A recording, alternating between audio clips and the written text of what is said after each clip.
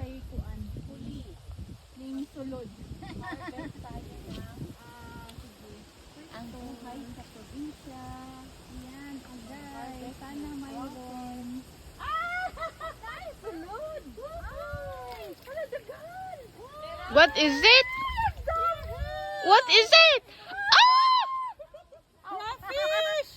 Batulo ni siya. Saan na yung iba maring? Dali harvest natin. Doon. It's harvest time ng mga crayfish crafter. Ayan sa sila. Oh wow! Super laki oh.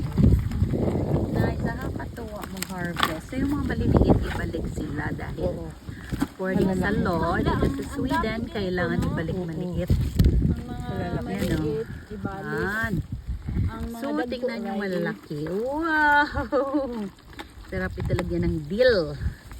Ito na presko pa. Ayan o, binalat Ay, may na natin. natira! May Binalat nagtago! natin maliit o. Ay, dalawa. Mahal kaya Ako bihasa na. Ako bihasa na.